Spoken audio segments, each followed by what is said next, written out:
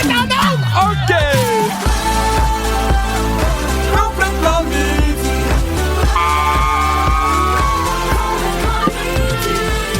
11h53, nous sommes lundi le 2 juin. Bienvenue à Complètement midi. On est complètement énervé, gang. On est déjà en train de rire parce que c'est la dernière semaine, Christine. Oh oui. C'est la dernière semaine. On est bien heureux d'être avec vous. On est avec vous jusqu'à 13h. Et tabarouette, ça a passé vite, hein, Christine? Christine est déjà crampée. On n'a rien dit encore. Je ne l'ai même pas présenté. 11h53 est déjà en train de rire. Excusez-moi, c'est déjà notre dernière semaine avec vous. M'inquiétez-vous pas, hein, la gang. On va être de retour après les vacances d'été pour une 4e saison de Complètement midi. Hey, 3e saison, c'est fou comme ça a été vite. 4e saison. Oui, mais la 3e est passée vite. C'est fini, oui, c'était écœurant. Et on termine la saison avec un autre beau concours pour vous. À gagner 4 jours, 4 billets pour le parc aquatique Bromont, plus une nuitée au château Bromont. Le parc aquatique de Bromont qui va ouvrir dès le 9 juin. C'est la destination famille parfaite pour les petits et les grands. Et là, le piscine à vagues chauffées, des glissades, des luges alpines et des sentiers de randonnée pédestre. Moi, c'est tout le temps un must avec les enfants. Ah oui, puis en plus, pour les frileux, l'eau est toujours à 80 dans tous les bassins. Yeah! Et pour gagner, vous devez repérer ce son-là au courant de l'émission. Bon, ce son-là, lui, comme tel, il comptait pas, mais soyez à l'affût parce que ça va jouer autant de fois qu'on le veut pendant l'émission. Peut-être même pendant les chansons, qui sait? On sait jamais. Vous devez compter le nombre de fois que vous l'avez entendu dans le show et à la fin de chaque émission, on fait notre gagnant ou notre gagnante du jour. Vous écoutez le balado de Complètement midi. Avec Pierre Hébert et Christine Morancy. Écoutez-nous en direct en semaine dès midi à Rouge FM. Sur l'application iHeartRadio ou à rougefm.ca. 11h58, merci beaucoup d'avoir choisi Complètement midi avec Christine Morancy et moi-même, Pierre Hébert. Et Christine, j'ai envie qu'on parle de voyage en famille. Oui. Parce que on dirait que quand j'ai atteint l'âge de 40 ans, j'ai comme eu une espèce d'urgence de passer plein de temps avec ma famille. Puis j'avais déjà ça, mais en plus avec le décès de ma mère, on dirait que j'ai envie plus que jamais de passer du temps avec mon père, avec mon frère, avec mes enfants. Puis j'ai l'impression que quand on voyage, c'est pas la même chose que quand on se rencontre ou quand on va chez l'autre. J'ai l'impression que le temps de qualité est pas pareil. Je t'en parle parce que mon frère est jamais venu à Disney. Puis mon frère, tu connais bien Claude. Mon doux Seigneur, Claude a été résistant. Claude, il a été résistant parce que ça fait des années que j'y demande d'aller... parce que j'ai réservé un autre voyage pour le mois d'août avec ma famille. J'ai quand même un gros été avec les rodages. Puis on dirait que de savoir que j'ai un voyage, c'est comme un petit nanane au bout du calendrier en me disant « Hey, il y a ça avec ma famille. » Fait que pour tous les jours où je pars, on va pouvoir se reprendre à ce moment-là. Puis là, je dis à Claude, ce serait le fun que tu viennes. J'ai déjà été souvent avec mon père, avec ma mère, puis avec des amis. Ce serait le fun. Il a fait « Ah, mais moi, je le sais pas. » Et là, j'ai sorti l'arme secrète. Oh, quelle est-elle? J'ai pris mon téléphone, puis j'ai fait « Hey, Agnès, fais une vidéo à mon oncle Claude pour qu'il vienne avec nous à Disney. » Fait que là, Agnès, là, elle comprend très bien. Hein. Elle a mis un peu sa tête de côté, puis elle a fait « Salut, parrain Claude, j'aimerais beaucoup faire des manèges avec toi. C'est un peu un de mes rêves qu'on passe du temps ensemble à Disney. » C'est pas exagéré. Elle en beurrait beaucoup. Et là, j'ai senti qu'il y avait une faille, et finalement, il a dit oui. Fait que je vais faire un voyage avec mon frère à Disney, puis j'étais super, super content parce que on a eu la chance de partir ensemble dans le sud pendant le temps des fêtes. Puis ça n'a rien à voir, je sais pas comment le dire, là, mais on dirait que quand les deux, vous êtes en voyage en même temps, la charge mentale de tout le monde est comme à zéro. T'es pas en train de recevoir l'autre, t'es pas en train d'être reçu, t'as pas quelque chose le lendemain. Fait qu'on dirait qu'il y a une espèce de légèreté dans l'ambiance qui fait en sorte que les moments sont vraiment, vraiment super. Puis, tu sais, Agnès, même avant que je propose à mon frère de venir à Disney, elle me parlait beaucoup des souvenirs qu'elle avait eu avec mon frère puis sa marraine Rosalie pendant qu'elle était dans le sud. Moi, j'aimais ça, jouer dans la piscine avec mon oncle Claude, c'était le fun, il me faisait rire, le souper, il y avait des affaires qui arrivaient. Puis j'ai l'impression que ce sont des souvenirs pour la vie. Oui, c'est sûr. Je me suis rappelé, moi, maintenant, on était partis dans... Il y avait mon père qui était là, on est notre famille, mais il y avait aussi l'oncle à ma mère, puis il y avait des cousins, on avait été à Old Orchard pendant 5 jours. Puis je me rappelle de ça comme si, genre, ça faisait 2 ans de ça. J'ai vraiment l'impression que quand on part, il y a quelque chose qui se passe. Il y a de quoi dans le temps de qualité. Je sais pas comment dire, là, mais on dirait qu'il y a une bulle familiale qui s'installe pour de vrai. Ouais. J'ai fait ça, moi, cet hiver, avec... tu sais, j'ai pas de frère, pas de sœur, pas d'enfant. Fait que c'est sûr que c'est pas la même réalité que la tienne. Mais je suis partie avec ma cousine, puis ma tante, puis ma mère. Puis c'était comme notre voyage de filles, là, tu sais, de famille. Puis on dirait que ça faisait du bien aussi de les voir autant de jours collés Oui. Pas dans un contexte de party de famille, tu sais, dans un contexte de voyage ensemble. Fait que ça aussi, ça a comme travaillé cette bulle-là, tu sais, ça m'a rapproché de ma cousine encore plus. Ça m'a rappelé aussi, dans le temps, moi, quand j'étais plus jeune, j'haïssais ça, aller dans des camps de jour, ça me faisait brailler, j'avais de l'anxiété de séparation avec ma mère parce que comme mon père était parti quand j'étais jeune, je me disais, si je m'en vais au camp, mais que je revienne, ma mère sera plus là, tu sais. Puis j'acceptais d'y aller à condition d'être dans le groupe de ma cousine qui était 1 an plus vieille que moi. Ça te rassurait. Ça me rassurait. Fait qu'on dirait que j'ai comme retrouvé ce petit sentiment-là de « Ah, ben ma cousine est là, tout va être beau ».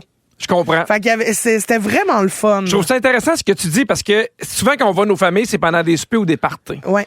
Mais il y a de quoi de le fun aussi dans la routine du quotidien. Il y a de quoi de tu sais, des fois, quand on est en famille, puis mettons, il y a un souper, là, tu t'essayes pour parler le plus possible, de voir le plus de gens, mais quand tu as beaucoup de temps, il y a comme une lenteur qui s'installe. Oui. Des fois, il y a des moments de silence, mais qui sont extraordinaires aussi. Des fois, juste d'être avec l'autre, de partager des trucs. Puis, tu sais, moi, c'est niaiseux, là, mais de savoir que je vais rencontrer mon frère et sa blonde à l'aéroport, qu'on va partir ensemble, je suis complètement excité, je suis complètement dans la gratitude de pouvoir vivre ça avec mon frère. Mais ça doit aussi te rappeler quelque chose comme quand t'habitais avec ton frère, tes parents, tu sais, dans la même maison, tu vivais ces matins-là ensemble, non, tu trouves-tu que ça te rappelle ça un peu? C'est juste que on dirait que depuis 10 ans, puis depuis que j'ai des enfants, c'est sûr que je vois pas autant mon frère ou ma famille que je voudrais. Ben oui, je comprends. C'est parce que c'est surtout ça que ça me rappelle.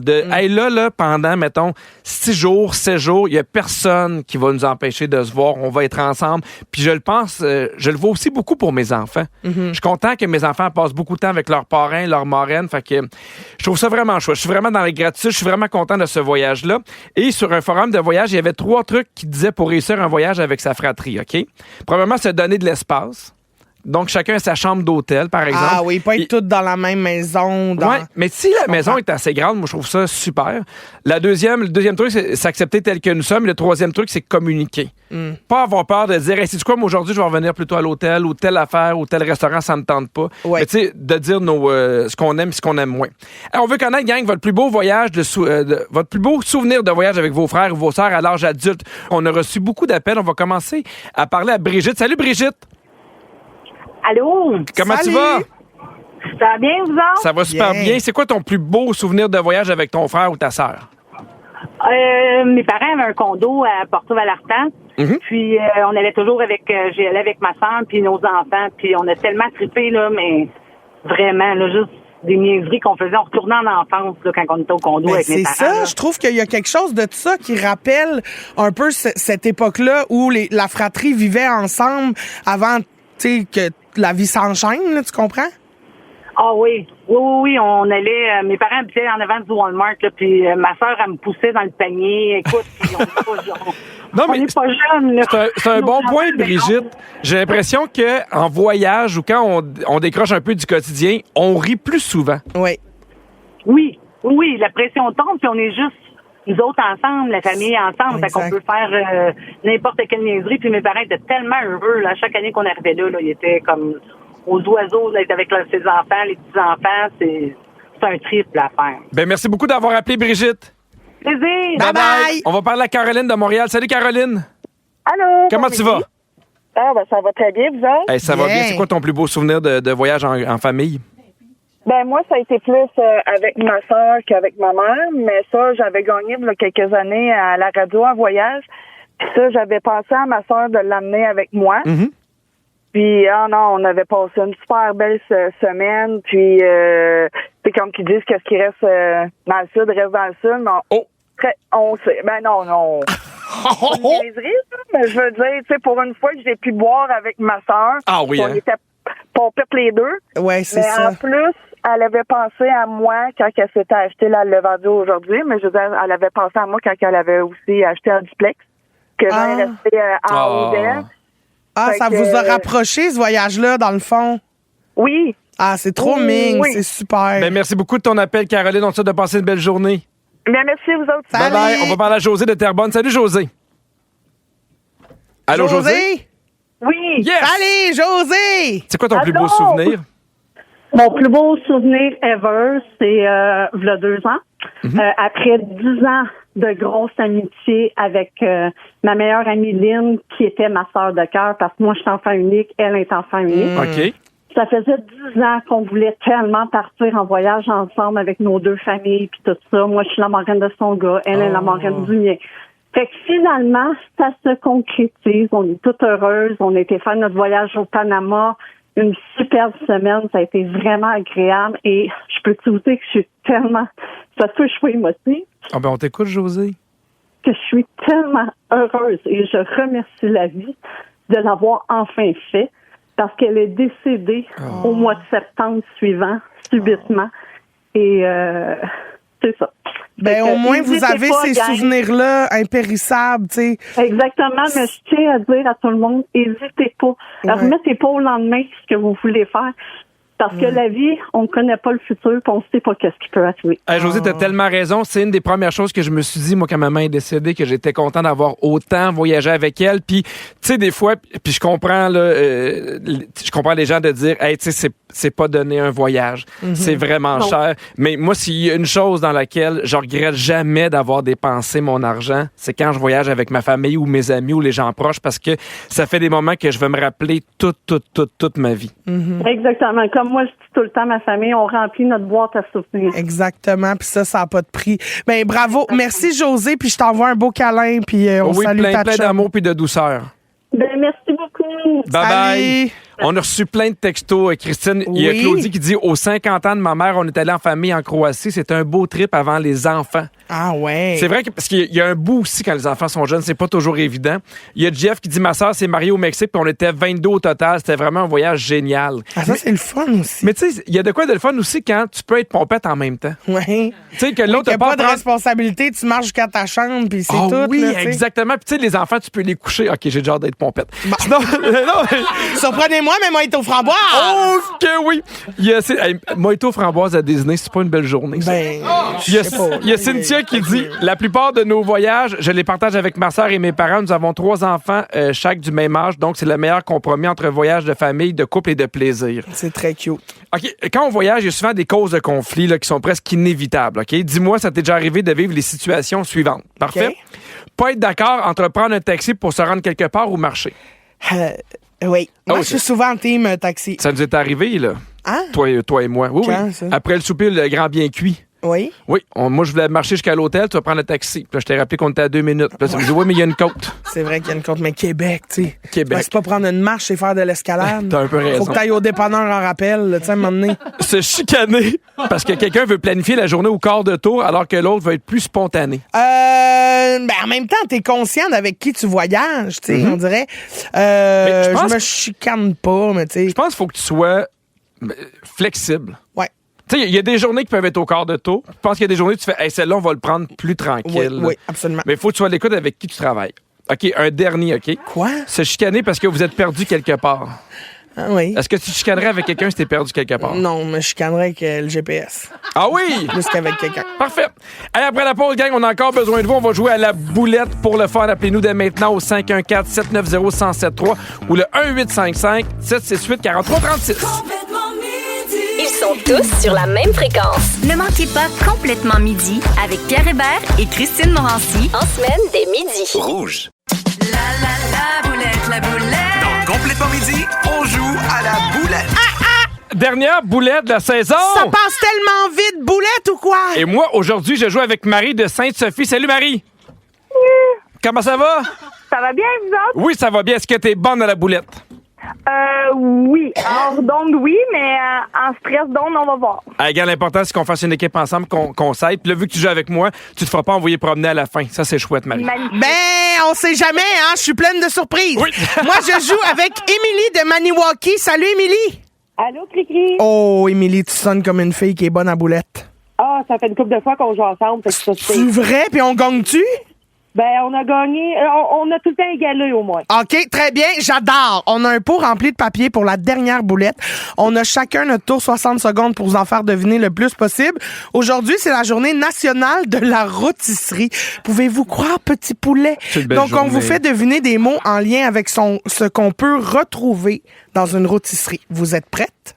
Oh, yeah. Alors, Marie, nous commençons. C'est parti. Quand je suis végétarien, je ne mange pas de... Viande. Exactement. La rôtie, on mange du... Poulet. Parfait, bravo. OK, il y en a des piquantes à la cage. Ça coûtait 25 cents avant. Oui, bravo. OK, il y a de la crémeuse, de la traditionnelle, c'est de la... Salade de choux. Exactement, bravo. On fait ça sur le barbecue. Tu mets de la viande sur des brochettes. Oui, bravo. OK, dans la viande, des fois, ben tu sais, le tibia, le fémur, ce sont des... Des cuisses.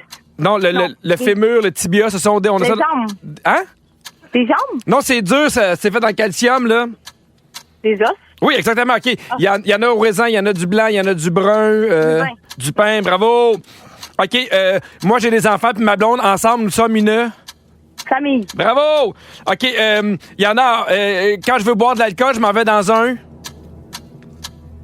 Apportez votre vin. Je m'en vais dans un... Restaurant. Une sac. C'était bar. On en a eu 8. Oh, bar, ben oui. Ben non, mais... Ben oui, mais c'est ben oui, Marie. Ben oui. Mais garde, c'est pas grave. Moi, je suis contente que tu l'aies pas eu. T'en as eu 8, c'est bon, Ben Marie. oui, c'est très bon, Marie. Oui, OK. Émilie, t'es prête? Oui, on y va à 9. OK, bon, on va essayer. Attends, je slack C'est toi parti, le temps, c'est là. parti. Attends un peu. J'ai C'est pas dit parti. on part, là. T'as un peu, Phil. T'es prête? Ouais. Émilie, t'es prête? Ça part. Oui. OK, de poulet, c'est des petites affaires panées. Il y en a en forme d'animaux, là, au Saint-Hubert. Oui. Il y a de la sauce brune là-dedans, du fromage en crotte. La poutine. Oui. Pepsi, 7-Up. Ben, ça, c'est quoi de la liqueur? C'est un? C'est un breuvage. Oui, très bien. Gâteau carotte, key lime pie, biscuits, ce sont... dessert. Oui. Macaroni, verte, César, ce sont des... Salade. Oui. Pepsi, croche, orangeade, ce sont des... Des liqueurs. Oui, très bien. Poulet, ça a des ailes, mais ça a aussi des... Des plumes. Des quoi? Des quoi? Des pattes. Non, mais on appelle ça comment, ce qui est après les pattes? On prend une poitrine de poulet ou une... Cuisse. Oui, très bien. On trempe ça dans de la... Sauce. Du sauce quoi? Sauce brune. Barbecue. Oui, très bien. Quand je mets mon poulet dans de la farine puis je mets ça dans de l'huile, ça fait De la friture. du Kentucky, c'est quoi? Du poulet frit. Oui! Non. Le dernier pas bon dit quand je prends mon poulet puis je mets ça dans l'huile. Non, slack-toi et Pierre Hébert, on a gagné.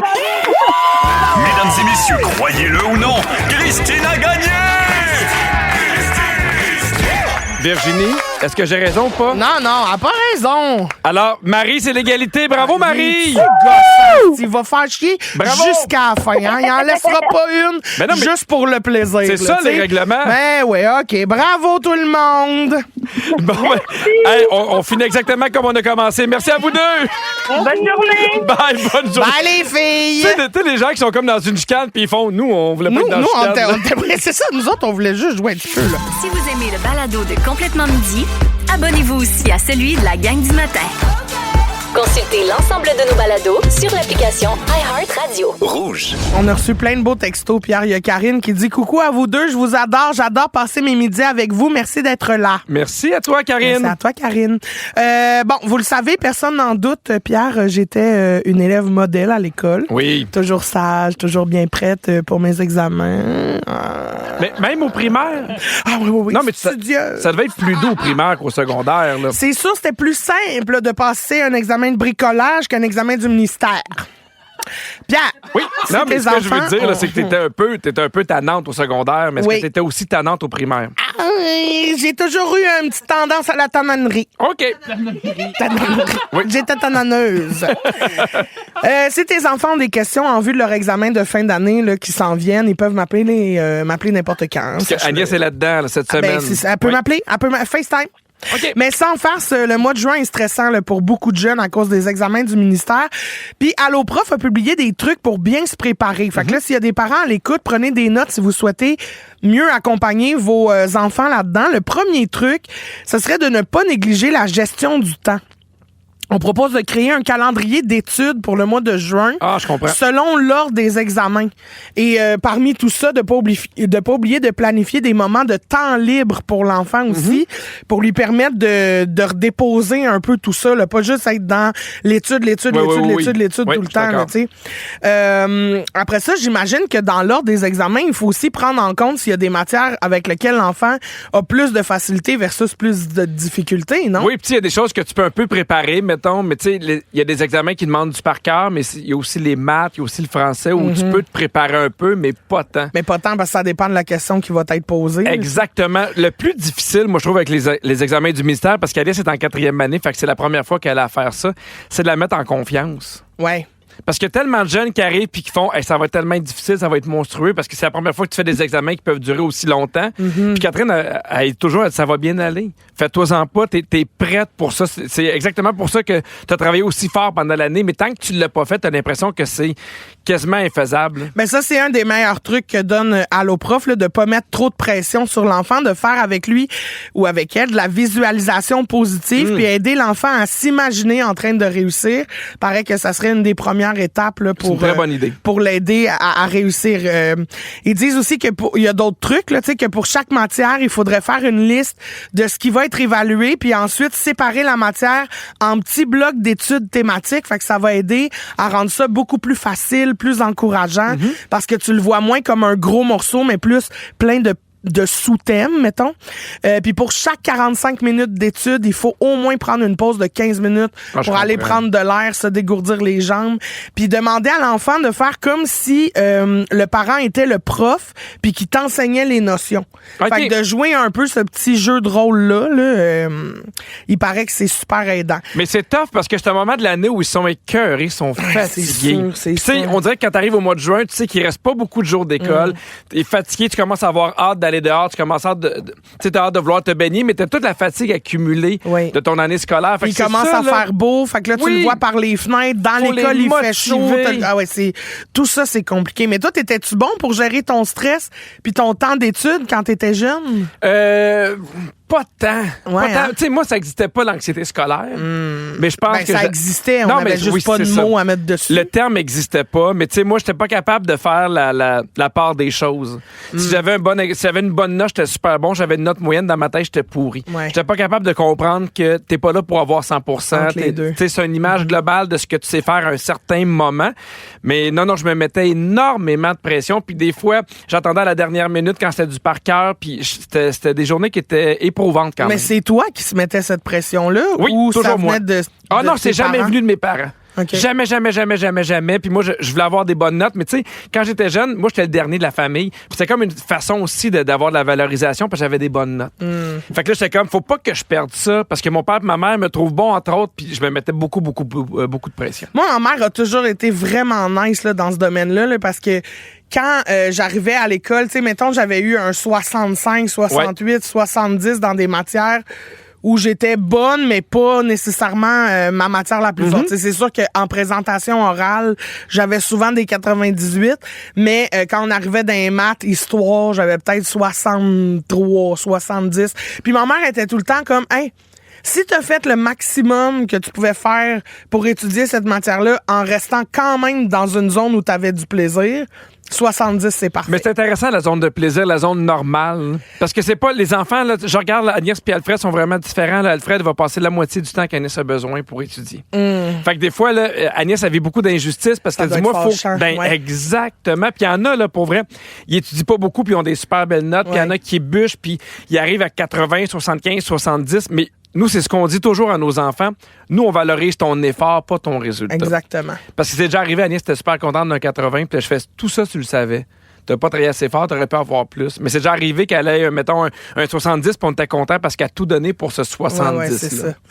Au 6-12-13, textez-nous, c'est quoi les trucs que vous avez avec vos enfants pour les aider à bien étudier? Il y a quelqu'un qui dit se coucher tôt et déjeuner toujours avant un examen. Oui. Avoir le ventre plein, ça nourrit ton corps. Se coucher tôt, t'es en forme, je pense que c'est primordial. Mais c'est tough parce que hier, Agnès, elle s'est couchée tôt, mais ça a pris du temps avant qu'elle s'endorme. Oui, à cause du stress. Exactement. Dans sa tête, ça rejouait comment ça va se passer, est-ce que ça va bien aller? Il y a Audrey qui dit, avec les enfants, j'alterne les méthodes. Tableau effaçable, écrit, dessin et même créer une chanson pour se souvenir des points importants. Oui. Moi, ça m'a toujours aidé, les chansons. On dirait que ça reste en tête. Le fait qu'il y ait un petit air, là, on dirait je me rappelle plus. C'est facile à t'en souvenir, oui. Vraiment.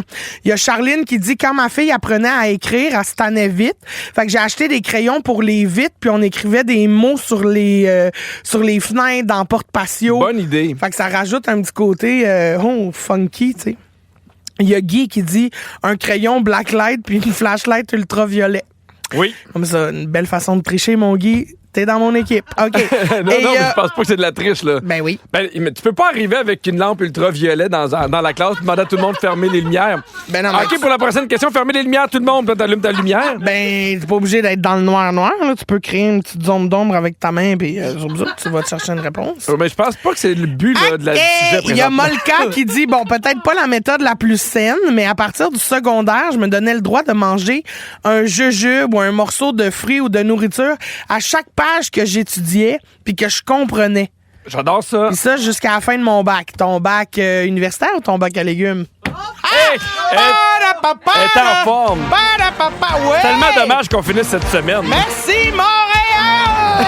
Okay. Mais moi, j'ai un truc avec Agnès qui fonctionne quand même bien. Oui, vas-y. Tu sais, mettons, le soir, là, je la couche tranquillement, puis des fois, dans l'oreille, je vais lui dire « Hey, si jamais t'as pas des bonnes notes, tu viens pas à Disney. » Puis ça, c'est le genre d'affaire qui la motive bien gros. Oui, puis là, des fois, elle est tellement contente, elle pleure, puis ça prend... Elle pleure de joie, là, oui. Elle pleure de joie parce qu'elle dit « J'ai un papa qui s'occupe bien de moi. Bon, ça aide bien, ça. » Non, mais moi, mon truc, pour vrai, c'est de les faire bouger. Oui, les faire dépenser. Ouais, j'aime ça des fois aller les chercher plus tôt, on s'en va au parc, on bouge, on fait du vélo pour que ce stress-là, physiquement, il parte un peu. Il se dépense, ouais. Je te partage des réponses que des élèves du primaire ont écrites dans leur examen, OK? Imagine que t'es un prof, puis dis-moi si t'accordes le point pour une bonne réponse ou pas, OK? Oui. Moi, je vais te le dire tout de suite, ces élèves-là passent haut la main, OK? Dans un examen de maths, il y avait un cercle, un carré, un triangle de dessiner. Oui. Et c'était demandé de nommer les formes géométriques. Puis au-dessus de chacune des formes, il y a un élève qui a écrit Sandra, Julie, Charlotte. Il est ça nommé? Je suis inquiet pour le triangle. Ben, je comprends pourquoi? les autres, mais on dirait que le triangle... Moi, je l'adore. Ben oui. À la question, écrit une cause de la déforestation, il y a un élève qui a écrit cet examen-là. Ah! La version papier, c'est intelligent, là. Mais pour moi, ça veut dire qu'il a compris. Ben oui. C'est une bonne réponse. Ben oui, moi, ça aussi, ça donne 100 points. La question était, nomme 3 choses que Saturne, Uranus et Neptune ont en commun. Oui. Puis il y a un élève qui a écrit, ce sont toutes des planètes, elles sont rondes, puis il n'y a pas de McDo nulle part là-bas. C'est suffisant. Moi, la ça... troisième me suffit pour qu'on y aille jamais. Ah oui, moi aussi. OK, la question, dans un autre examen, la question était écris 5 mots que tu es capable d'épeler. Fait que l'élève a écrit que tu es capable d'épeler. Mais peut-être le D apostrophe, ça compte comme. J'aime ça. OK, j'irai donner le point quand même.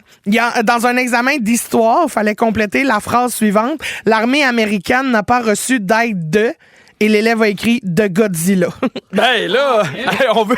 Je trouve ça très bon. Et dernière réponse, oui. Dans un autre examen, après une réponse courte, il y avait une autre question qui disait motive ta réponse, donc explique-la mieux.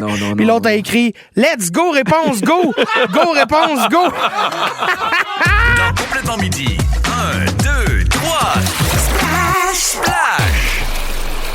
C'est jamais trop tôt pour rêver d'aller au glissade d'eau. Le parc aquatique de Bromont ouvre dès le 9 juin et c'est la destination famille parfaite pour se sentir en vacances. Vous allez pouvoir profiter de la piscine à vagues chauffées, des glissades, des luges alpines et des sentiers de randonnée pédestre. Et je vous rappelle que pour les frileux, l'eau est toujours à 80 dans tous les bassins. C'est incroyable. Si vous n'avez pas réussi à avoir la ligne aujourd'hui, vous pouvez aller participer sur la page concours du rougefm.ca pour avoir plus de chances de gagner votre forfait au parc aquatique Bromont. Là, c'est pas tout. Vendredi, on va bonifier l'expérience d'une des personnes gagnantes qu'on va avoir faites pendant la semaine. Mm-hmm. C'est-à-dire qu'on en fait 4 en ondes puis une sur le web, OK? On va ajouter à son forfait un accès à une cabana privée, parfaite pour avoir un petit coin d'ombre, se faire une petite sieste pendant la journée. C'est carré, ça, quoi? Je me suis déjà loué une cabana. Oui. C'est le rêve. Ah, moi aussi. Ma grand-mère, c'était une cabana. Ah! Très bien, non? On peut-tu la louer? Ben, on peut plus. Non. On peut plus. Elle est à Londres, mais on peut plus. Pour gagner, vous deviez être attentif tout le long du show et repérer le nombre de fois où vous avez entendu un splash d'eau. Si vous n'avez pas la bonne réponse, on passe au prochain appel, OK? Fait que soyez stand-by. Aujourd'hui, on commence avec Alexandre Martel de Victoriaville. Salut, Alex. Salut, vous deux. Salut. Combien de fois on a joué l'audio du splash pendant le show, Alex? 4 fois. Et c'est pas la bonne réponse. Malheureusement. On passe à Amélie de Chambly. Salut, Amélie. Allô? Salut. Combien de fois on a joué l'audio? En tout cas, je recommence. L'audio. Combien de fois on a joué l'audio pendant le show? 3. Oui! Bravo! Bravo, Amélie. Tu gagnes ton forfait au parc aquatique Bromont. Super. Et on met ton nom dans le petit pot, puis on va voir si tu gagnes la cabane privée à la fin de la semaine. J'aimerais ça. Très bien. Reste en ligne, on prend tes informations. Bravo encore, merci d'avoir appelé. Hey, ne manquez pas Véronique et les Fantastiques de 15h55. Un gros show aujourd'hui. Ça devrait être bon parce qu'il y a Rémi-Pierre Paquin, il y a Tammy Verge et il y a toi, Christine. Oui. Tu parles de quoi? Ma grand-mère. Bon, c'est une blague. non, je parle de... je sais qu'on en a déjà parlé, toi et moi, mais je vais reparler des fins. Comment vous gérez ça? On dirait que j'ai besoin de savoir comment les autres gèrent ça aussi. Hey, merci à toute l'équipe. Virginie, la scriptrice de l'émission. Merci à Sam aux réseaux sociaux et autres. Merci à Fred à la production. Merci à Phil à la mise en onde. Et merci à toi, Christine. Il en reste juste 4. Il en reste 4, ça va aller vite, Pierre. Oui, hein? Ça va aller vite, mais les vacances, ça fera pas de tort. En attendant, je donne un beau bisou sur le bac. Le baccalauréat, le bac à légumes, on le sait pas. OK, je suis en forme, yes! Bisous, c'est la dernière semaine de Montréal, OK? Let's go! À demain, tout le monde! Woo! Avec Pierre Hébert et Christine Morancy. Complètement midi. Rouge.